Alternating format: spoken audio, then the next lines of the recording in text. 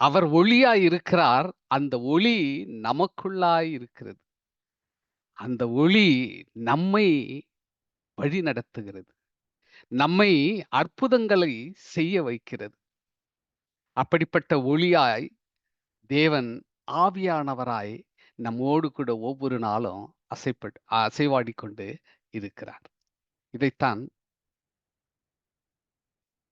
அ acts அப்போஸ்தலர் நடபடிகள் 5ஆம் அதிகாரம் 12லிருந்து 16 வசனங்களை நாம் தியானிக்கப் போகிறோம். அப்போஸ்தலர் 5ஆம் அதிகாரம் 12லிருந்து 16 வசனங்கள். ஆண்டவர் அந்த ஆவியானவர் எடுத்துக்கொள்ளப்பட்டார். மரித்து உயிரோடு எழுந்து ஜீவனுள்ள தேவனாக சீஷர்களிடத்தில் 40 நாள் அவர் சஞ்சரித்தார். அதன்பின் அவர்கள் முன்னாலே தான் அவர் அங்க பரலோகத்திற்கு எடுத்துக்கொள்ளப்பட்டார். அப்போ எடுத்துக்கொள்ளப்பட்ட பிறகு ஆவியானவர் அப்போஸ்தலரோடு கூட இறங்கி வருகிறார். அதன் பிறகு பல கட்டளைகளை அவர்கள் கொடுத்து அவர்களை தேற்றுகிறார். அவர்கள் அற்புதங்களையும் அடையாளங்களையும் செய்கிறவர்களாய் மாறுகிறார்கள். அதைத்தான் இப்ப இந்த ஆக்ட்ஸ் 5ஆம் அதிகாரம் 12லிருந்து 16 வரைக்கும் வாசிப்போம். அப்போஸ்தலருடைய கைகளினாலே அநேக அடையாளங்களும் அற்புதங்களும் ஜனங்களுக்குள்ளே செய்யப்பட்டது. எல்லோரும் ஒருமனப்பட்டு சாலமோனுடைய மண்டபத்தில் இருந்தார்கள். மற்றவர்களில் ஒருவரும் அவர்களுடனே சேர துணியவில்லை. ஆகிலும் ஜனங்கள் அவர்களை மென்மைப்படுத்தினார்கள். திரளான புருஷர்களும் ஸ்திரீகளும் விசுவாசமுள்ளவர்களாகி கர்த்தரிடமாக அதிகமாய் சேர்க்கப்பட்டார்கள். பிணியாளிகளை படுக்கைகளின் மேலும் கட்டில்களின் மேலும் கடத்தி பேதுரு நடந்து போகையில் அவனுடைய நிழலாகிலும் அவர்களில் சிலர் மேல் படும்படிக்கு அவர்களை வெளியே வீதிகளில் கொண்டு வந்து வைத்தார்கள். சுற்றுப்பட்டணங்களில் இருந்தும் திரளான ஜனங்கள் பிணியாளிகளையும் அசுத்த ஆவியினால் வாதிக்கப்பட்டவர்களையும் எருசலேமுக்கு கொண்டு வந்தார்கள். அவர்கள் எல்லோரும் குணமாக்கப்பட்டார்கள். The apostles performed many signs and wonders among the people, and all the believers used to meet together in Solomon's colonnade. No one else dare join them, even though they were highly regarded by the people. Nevertheless, more and more men and women believed in the Lord and were added to their number. As a result, people brought the sick into the streets and laid them on beds and mats, so that at least Peter's shadow might fall on some of them as he passed by. Crowds gathered also from the town around Jerusalem, bringing their sick and those tormented by impure spirit, and all of them were healed. எல்லோரும் சுகமாக்கப்பட்டார்கள். இததான் நம்ம இன்னைக்கு தியானிக்கிறோம். ஆண்டவர் எப்படிப்பட்ட அற்புதங்கள் செய்தார்? இயேசு தனது ஊழியத்தின் போது பலரை குணமாக்கினார். Jesus healed many of them when he is doing the ministry over 3 years in the world. ஆனா அதெல்லாம் சீஷர்களுக்கு முன்னாடி சீஷர்களோடு கூட அவர் இருக்கும் பொழுது பல அற்புதங்களையும் அடையாளங்களையும் செய்தார். ஆனா அதோட அது நின்று விடவில்லை. அது அப்போஸ்தலர் மூலமாக அது மீண்டுமாய் தொடர்ந்தது. அப்போஸ்தலர்கள் இந்த வேலையை பெரிய அளவில் விரிவுபடுத்தினார்கள். எக்ஸ்பேண்டட். சீஷர்கள் 12 பேர்ல யூதாஸ் காரியோத் ஆண்டவரை காட்டிக் கொடுத்த அந்த குற்ற உணர்ச்சியில அவன் மடிந்து போகிறான். அந்த 11 பேர்ல இன்னும் சிலர் ஆண்டவரை ஏற்றுக்கொண்டவர்களாய் அவர்களோடு கூட கூடி ஊழியம் செய்கிறார்கள். அவர்கள்தான் இந்த உலகத்தை கலக்குகிறவர்களாய் மாறுகிறார்கள். ஆண்டவர் செய்த அற்புதத்தை விட அதிகமான அற்புதங்களை அவர்கள் உலகெங்கும் போய் அவர்கள் செய்கிறதை இந்த இடத்துல பார்க்கிறோம். அவர்கள் ஆண்டவருடைய அந்த எல்லையை விரிவுபடுத்தினார்கள். They are expanded the kingdom of God. எருசலேமில் இருந்தும் அதை சுற்றியுள்ள பட்டணங்களில் இருந்தும் திரளான ஜனங்கள் ஓடி வந்து நோயுற்றவர்களையும் பிசாசு பிடித்தவர்களையும் அழைத்து வந்தார்கள் என்று இந்த இடத்துல பார்க்கிறோம். இவர்கள் அப்போஸ்தலர்கள் எல்லோரையும் குணப்படுத்தினார்கள். அப்போஸ்தலர் 5:16 படிக்கிறோம். எல்லோரையும் they healed everyone. இதுல பாருங்க, பேதுரு நிழல் பட்டால் போதும் அவர்களுடைய வியாதி குணமாகும் என்று சொல்லி பேதுரு நடந்து போகும் பொழுது அவர் நிழலாவது பட வேண்டும் என்று சொல்லி அந்த வியாதியஸ்தர்களை அந்த வழிகளிலே கடத்தினார்கள் என்று பார்க்கிறோம். பேதுருவின் நிழல் கூட வியாதியஸ்தர்கள் மீது விழும் பொழுது குணமளிக்கும் என்று நம்பப்பட்டது என்று வேதம் கூறுகிறது. அப்போஸ்தலர் 5:15 படிக்கிறோம். அப்படிப்பட்ட அற்புதங்களையும் அடையாளங்களையும் சீஷர்கள் நிகழ்த்தினார்கள். இது மக்களின் அசாதாரண விசுவாசத்தை ரிஃப்ளெக்ட் பண்ணுவதாய், பிரதிபலிப்பதாய் அது இருந்தது. அதே வேளையில அவர்கள் தெரிந்தெடுத்த அந்த சீஷர்கள் என்ற அந்த கருவிகள், இன்ஸ்ட்ருமெண்ட், ஆண்டவர் இவர்கள் மூலமாய், ஆவியானவர் இந்த சீஷர்கள் மூலமாய் அவர் செயல்பட்டார். அவருடைய பவர, அவருடைய சக்தியை அவர் வெளிப்படுத்தினார். ஆவியானவர்கள் அவர்கள் மத்தியில அசைவாடிக் கொண்டிருந்தார். அவர்கள் அற்புதங்களை செய்கிறவர்களாய் மாறினார்கள். ஆண்டவருடைய நாமத்தினாலே, இயேசுவின் நாமத்தினாலே அற்புதங்களை அவர்கள் செய்கிறவர்களாய் மாறினார்கள். ஏனென்றால் அவர்களுக்குள்ளே இருந்த ஆவியானவர் அந்த அற்புதங்களை செய்கின்ற ஒரு வல்லமையுள்ள ஒரு காரியத்தை ஆவியானவர் அவர்களுக்குள்ளே இருந்து அவர் நடத்தினார். அவருடைய நோக்கம் நிறைவேறும்படியாக இந்த உலகத்துல அவர் வாழ்ந்து பரலோகத்தில் எடுத்துக் கொள்ளப்பட்ட பொழுதும், நான் உங்களுக்கு ஒரு தேற்றரவாளனை அனுப்புவேன், அவர் உங்களை பலப்படுத்துவார், அவர் உங்களை அற்புதம் செய்கிறவர்களாய் மாற்றுவார், அவர் என்றென்றைக்கும் உங்களோடு இருப்பார் என்று சொல்லி ஆண்டவர் அவர்களுக்கு கட்டளை கொடுத்திருந்தார். அவருடைய நாமத்தினாலே நீங்கள் வியாதியஸ்தர்களை சொஸ்தமாக்குவீர்கள், அற்புதங்களை செய்வீர்கள், அடையாளங்களை செய்வீர்கள் என்று சொல்லி அவர்களுக்கு அதிகாரத்தை அவர் கொடுத்திருக்கிறார். அதிகாரத்தை அவர் கொடுத்து பரலோகத்திற்குள்ள அவர் எடுத்துக் கொள்ளப்பட்டார். அப்படிப்பட்ட அற்புதங்களை செய்கிறவர்களாய் சீஷர்கள் மாறினார்கள். ஆகவே இந்த உலகத்துல ஏராளமான ஸ்திரீகளும் புருஷர்களும் கர்த்தருடைய அந்த ராஜ்யத்துல சேர்ந்தார்கள் என்று பார்க்கிறோம். இதுதான் அப்போஸ்தலருடைய ஆதி சபையில நடந்த ஒரு காரியமாய் இருக்கிறது. அதன் பிறகு அவர்கள் பல இடங்களுக்கு போகிறார்கள்.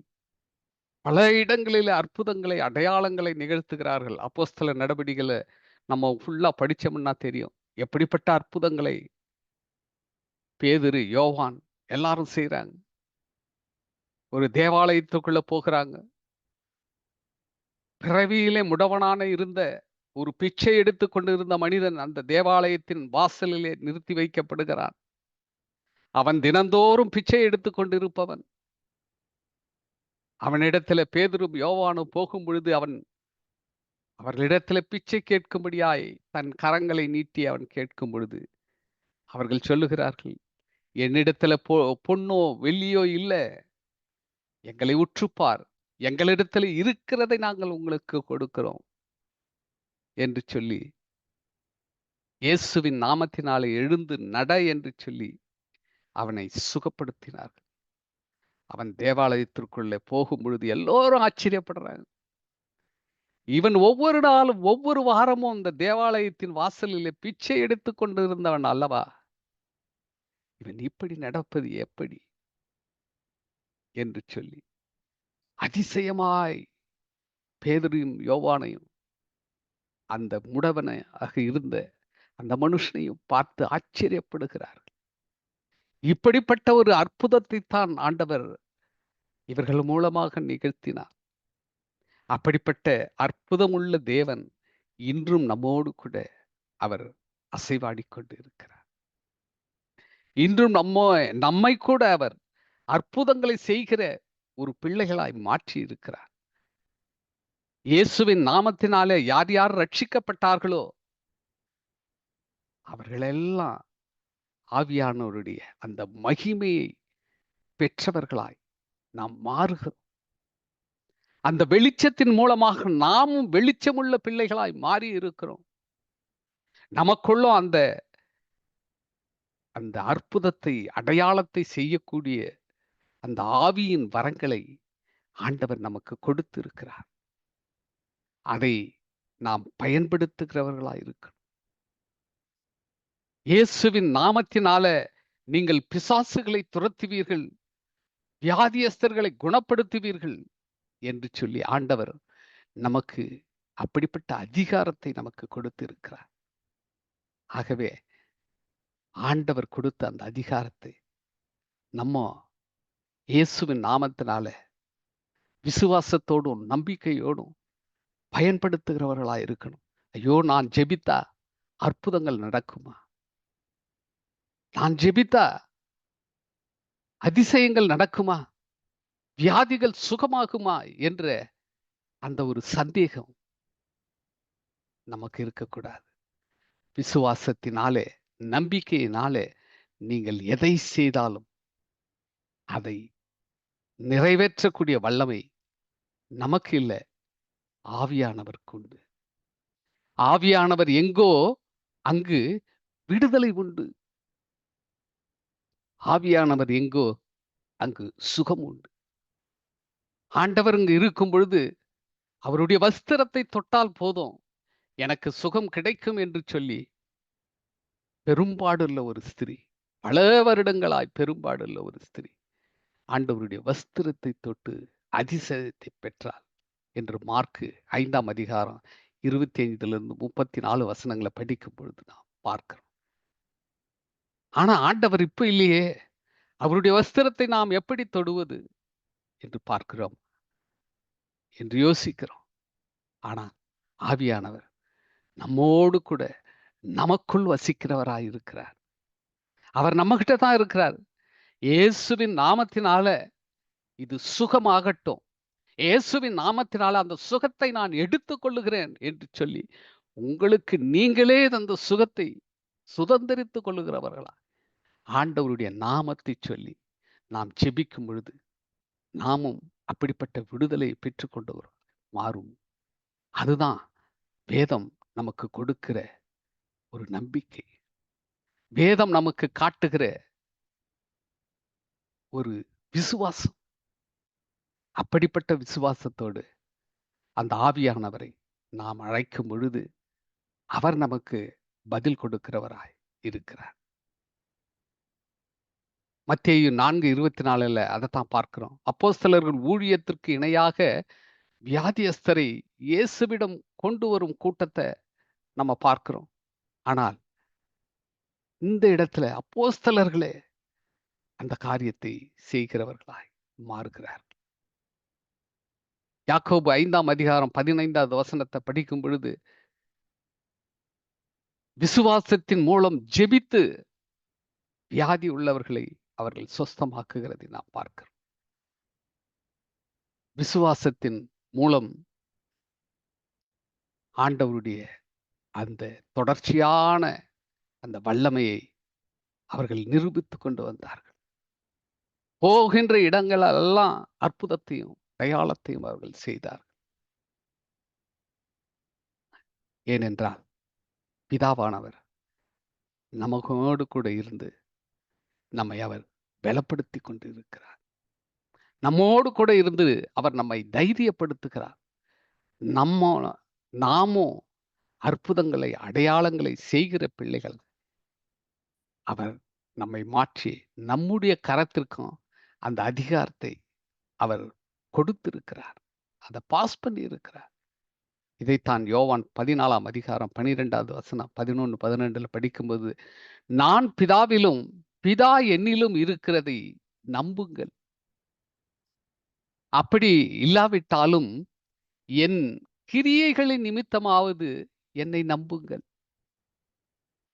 மெய்யாகவே மெய்யாகவே நான் உங்களுக்கு சொல்லுகிறேன், நான் என் பிதாவினிடத்திற்கு போகிறபடியினால் என்னை விசுவாசிக்கிறவன் நான் செய்கிற கிரியைகளை தானும் செய்வான். whatever I will do, என்னை விசுவாசிக்கிறவன், whoever believing in me, he will do also.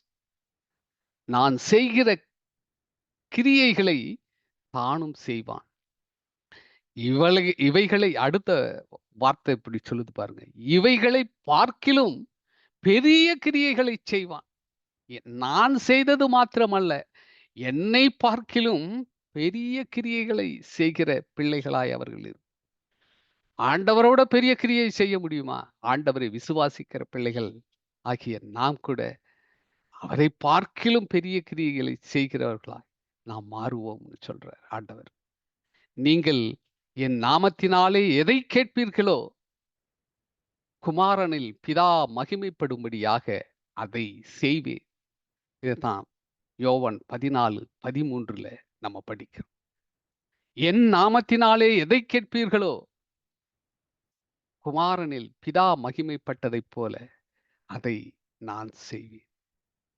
என் நாமத்தினாலே நீங்கள் எதை கேட்டாலும் அதை நான் செய்வேன்.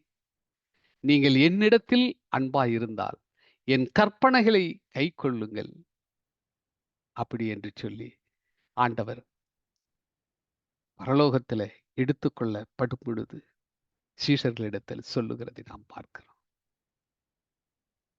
நான் பிதாவை வேண்டிக் கொள்ளுவேன், அப்பொழுது என்றென்றைக்கும் உங்களோடு கூட இருக்கும்படிக்கு சத்திய ஆவியாகிய வேறொரு தேற்றவாளனை அவர் உங்களுக்கு தந்தருடுவார் என்று சொல்லி இந்த யோவான் அதே 14ஆம் அதிகாரம் 16வது வசனத்துல சொல்றார்.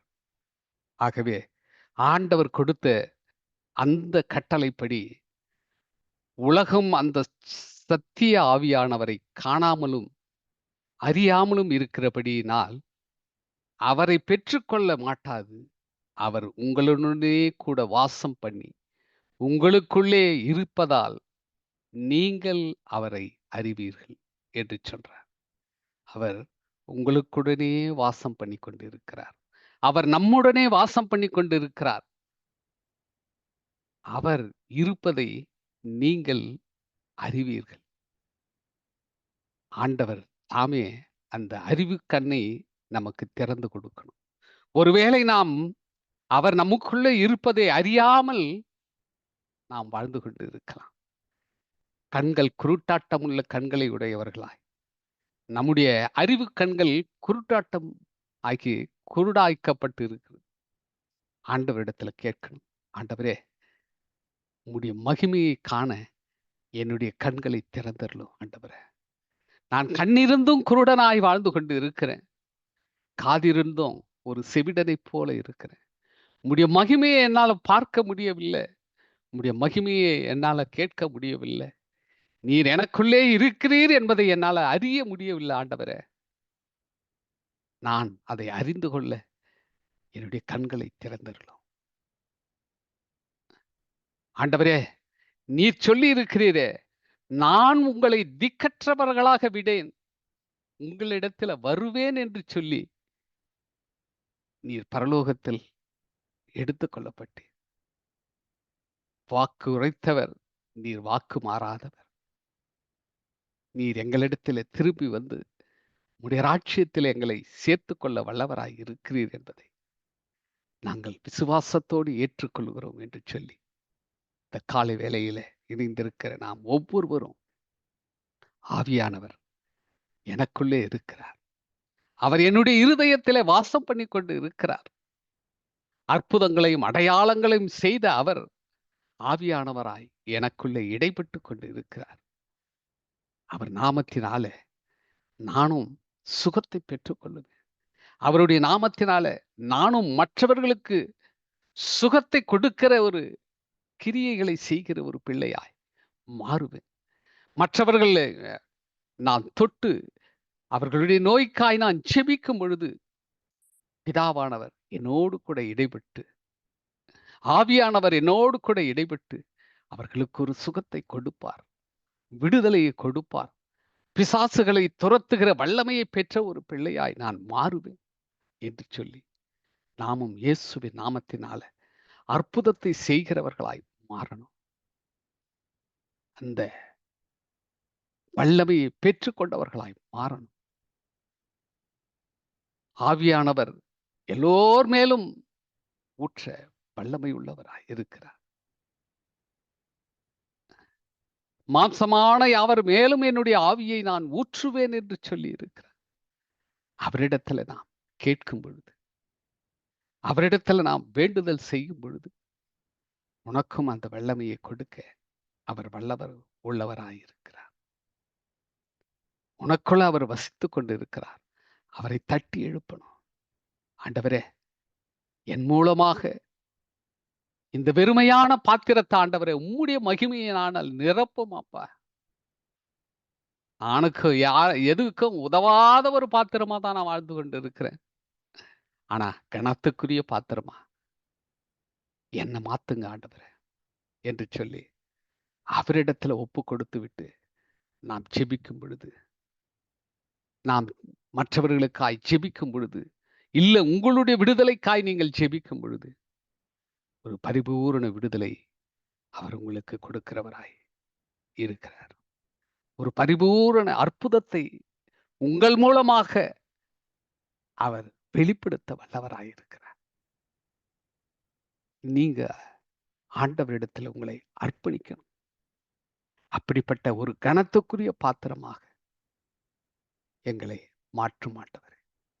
குயவன் கையிலே களிமண்ணை நாங்கள் கொடுத்து, அதில் எப்படி அது ஒரு அழகான ஒரு பாத்திரமாய் இந்த குயவன் அந்த களிமண்ணை வளைகிறானோ, அதை போல என்னையும் அந்த கனத்துக்குரிய பாத்திரமா